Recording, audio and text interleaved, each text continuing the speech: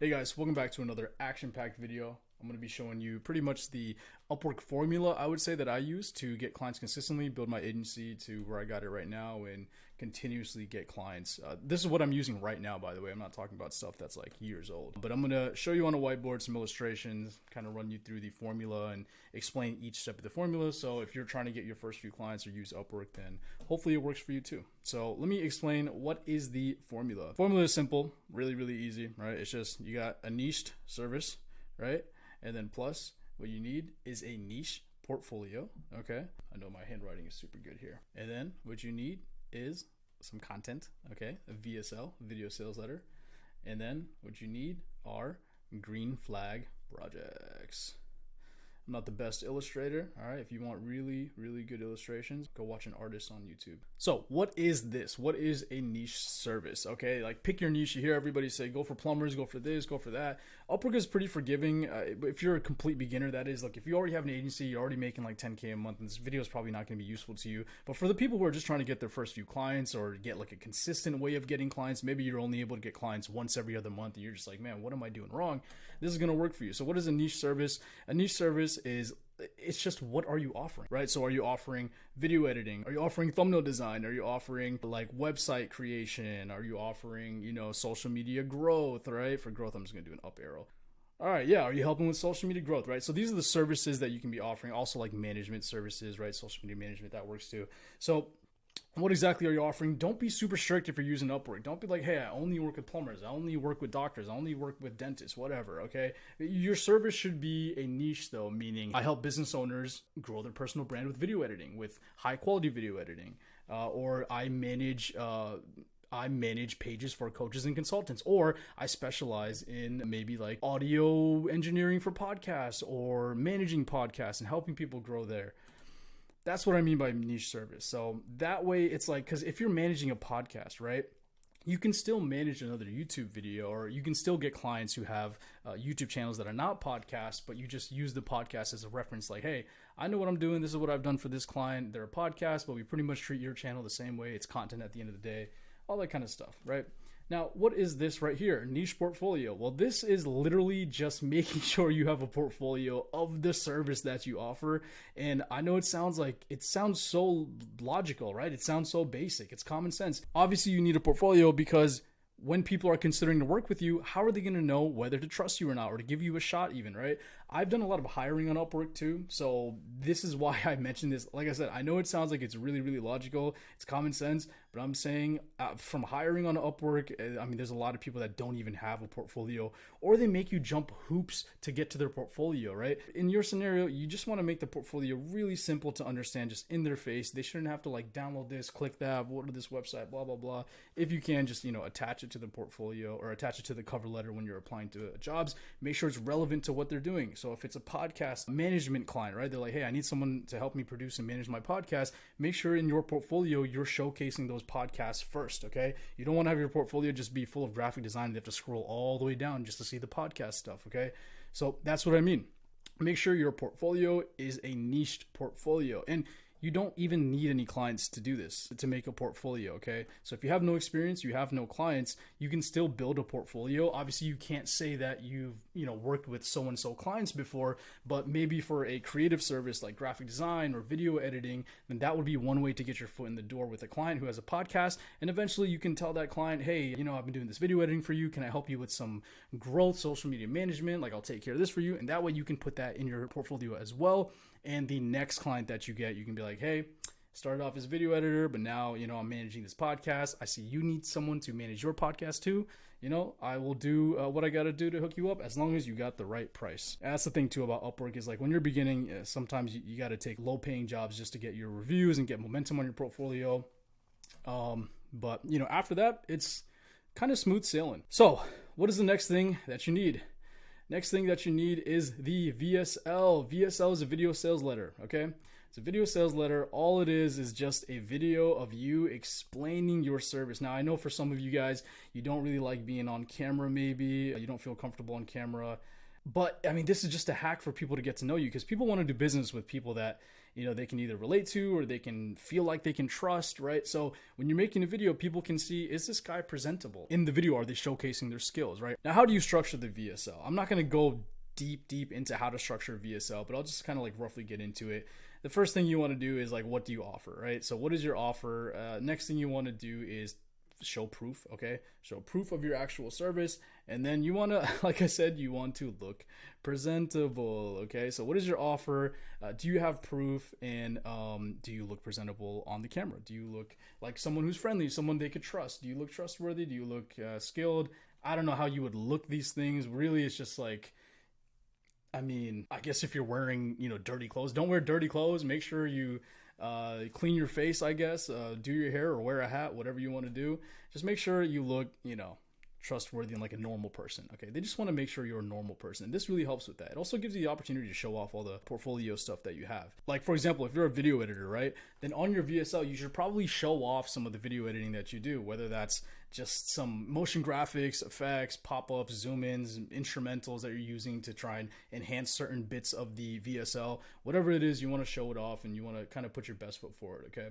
So you got the VSL, you got your niche portfolio, you got your niche services. What is the last thing that we're doing? We're getting this green flag, baby. We're going to be paying attention to this.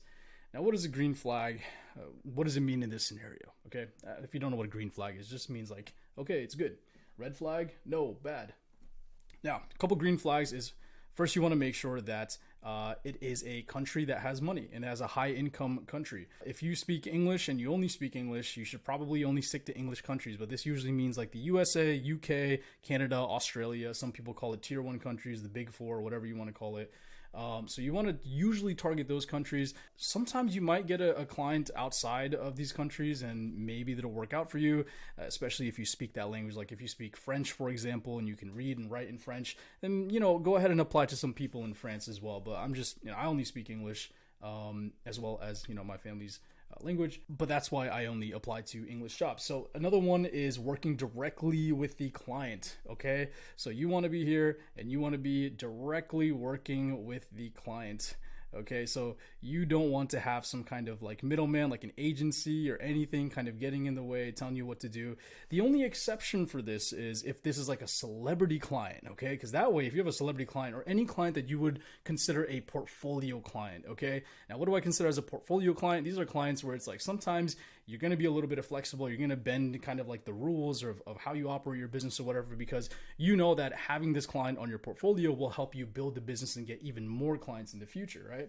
So that's kind of an exception for that. But other than that, you don't want to work with agencies. You don't want to work with other like Upwork middleman people. It just usually ends up being kind of sloppy. Very few scenarios that I've had where it's actually worked out beneficial to me, where the agency just continuously refers me their editing clients, and then we take care of the editing, which is something that we're kind of like, we're still doing editing, but I'm trying to explore more into the higher ticket stuff, which I'll explain in another video. But it's kind of exciting. It's working. We got like 6K of new clients just this week, or just this month actually so far. I think it's like the 15th of the month. So halfway through the month, got 6K new clients for the new offer, which is awesome. But anyways, back to this is you also want to make sure that your skill sets match what they're asking for. That is really important, okay? So whatever you do, it's got to equal what do they want, okay? As you can see, my illustrations are just getting crazy here. I don't think it matters, but I think you understand what I mean. If you do graphic design and they're asking for email marketing, do not waste your time or the client's time doing email marketing. And the reason I say this is because, look, I've hired people from Upwork, okay? So I've had scenarios where people tell me they can do something. I give them a test project, and I don't know how they do the test project, if I'm being honest. The test assignment, they do phenomenally sometimes. Like, let's just say it's for a video editor, right? I've had instances where it's like, I give the video editor a project to do. It's perfect. It's a perfect test, and I'm like, man, this guy's awesome. And then I hire them, and then all of a sudden, the first real project or the first like client project that I give them, they completely bomb it. And then it's just like, bro, now we got to redo this whole thing. I wasted my time with you. What is going on? So anyways, don't do that. You're just going to waste everyone's time. You have a bad reputation, and you don't want to like fake it till you make it. Just start start with an easy skill and build your way up. Skill stack your way up, okay? Graphic design is pretty easy. Thumbnail design is pretty easy. And if you pay attention to the psychological aspects of it, and if you're passionate about it enough, and you don't have to be passionate about it as in you want to do it for the rest of your life, but to get your first few clients, you got to be passionate about how you're going to be helping them. So you got to be passionate enough to actually understand and make decisions for your client. And that's what a lot of people hire out for, right? Very few people want to hire someone where they have to tell them every single thing to do, like how to do their job, micromanage, right? Instead, you have to present yourself as, hey, I'm not like these other graphic designers and thumbnail designers who are just going to, ask you what you want. I'm going to present you 2 thumbnails. You can choose the 2. The 2 are going to be inspired from, blah, blah, blah, whatever, right? You want to make it look like you are the best possible option in the market for what you do, okay? And then you can skill stack from that. You do thumbnail design, maybe you get into short form content creation, maybe you get into editing, maybe you learn some ads or community management, or I don't know, who knows what it is, but that way you kind of can build momentum for your service and you build confidence in yourself too, because you're not, you're doing something that's real, right? You're not doing something that you've got to sleep with one eye open. You're worried that you're going to wake up the next morning, the client's going to drop you. It's something that the client's happy, you're getting paid. And maybe it's not the most money, but you're building your portfolio. So you know that you're going to get paid in the future. You're just building your way up. Now, last thing that I want to talk about is actually how do you get reviews with no experience, right? Because like I said, you can build a portfolio without any experience at all. If you're doing thumbnail design or video editing, literally all you got to do is just design some thumbnails, edit some videos, make it similar to popular styles right now in popular niches. Popular creators are doing it. But how do you get your first few reviews with no experience? Well, there's 3 ways that I like to do this. So when it comes to reviews, what we like to do, or I don't like to do this, but it's like if you absolutely have to, then you got to do what you got to do. First thing is ask a friend, okay? So ask a friend. Tell your friend, hey, I am trying to build my Upwork portfolio. I know you have this kind of business. I'll tell you what, let me design a logo for you, or let me edit a video for you. And if you can just pay me through Upwork, I'll give you a rebate on the back end. I'll give you either 100% rebate, or I'll give you, except for Upwork takes a 10% fee. So don't give them 100%. Otherwise you're gonna be losing a little bit of money.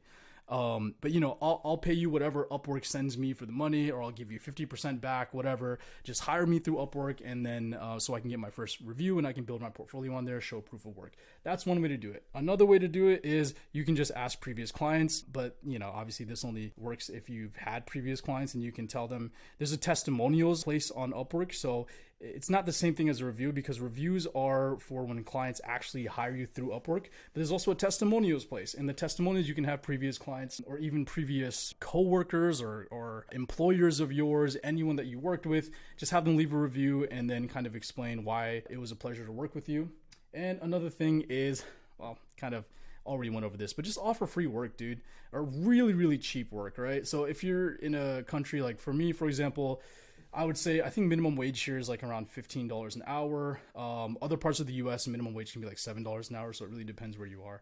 But either way, $15 an hour, fuck it. Do it for $5 an hour. You know what I'm saying? Apply to the jobs that are $5 an hour. You're probably going to get it too, because usually people who are in the really, really low budget range, they're not that skilled. They're not that passionate about what they do. They're not that experienced. But for you, if you can just go ham building this portfolio, build your niche portfolio, go absolutely ham, become really, you don't have to become an expert at Photoshop or expert at video editing, but just become slightly better than other people. And mainly when it comes to the content psychology aspect of it, you don't really need to know the super heavy motion graphics, anything like that, but become really good at it. And that way, when you're offering free work, people are going to see your portfolio, they're going to see your VSL, they're going to see that you have a niche service.